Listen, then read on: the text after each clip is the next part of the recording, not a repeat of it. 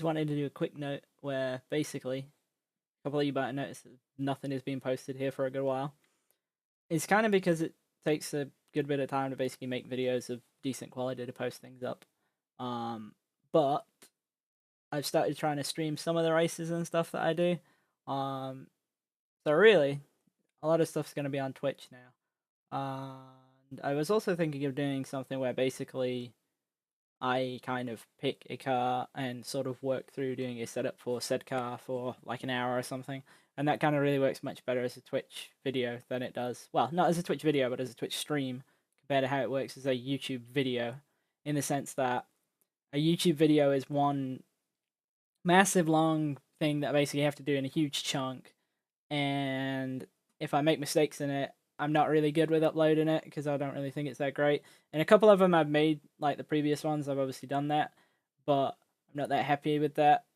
Whereas with Twitch, with it being live stream and stuff like that, yeah, like that's part of it. And the other advantage is obviously people be able to talk and ask questions and that kind of thing. Um, I can just about read the chat whilst I race, although it is difficult. So if you do write something in it and I don't see it, sorry, that's not really the intention. But I do read them. I have a thing that logs all the chat messages as well.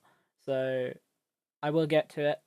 Likewise for the people who message me all the time about things, this is a much better way of getting hold of me and getting an answer out of me. Pretty much because a lot of the things that I get sent, I do actually read all of them, but it's a lot of the questions I read and I'm like, okay, yeah, well that needs a longer answer and so on. Longer than I can really do in text and longer than I can really kind of explain. Whereas if you were to say ask it in the middle of a stream or something, I could either talk through it or I could actually show you exactly what I'm trying to explain. And that's really where I'm thinking I could kind of do more with this.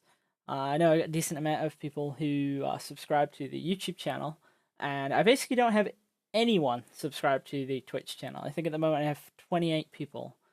I know some people don't like using it, but seriously, it's no different. It's just video software. Like one website's the same as another to me, and it'll work way better for you to actually get to ask me things because I know a lot of people do ask questions. I get questions all the time about Motec setups, stuff like that. I do read them, like I say, but it's hard for me to get an answer in a text message that kind of makes sense, or it's just gonna be way.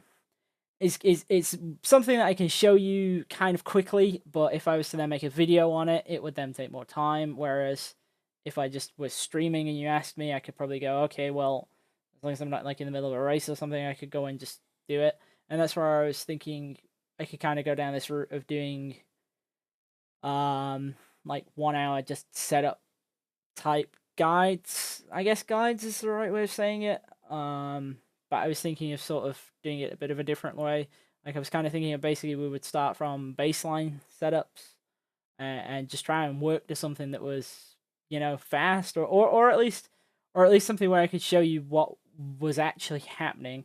Um, there's a couple of cars that are kind of good for that, and there's a couple that are really bad for that. I'm not saying I'm going to show you how to make a completely ridiculous fast setup and so on, because in a lot of cases, even I don't know how to really do that for a lot of cars. Um, well, what I'm really saying is, like, if you really expect to be able to work through a setup in an hour, unless it's a car that you've already put like 100 hours into, that's just not going to happen.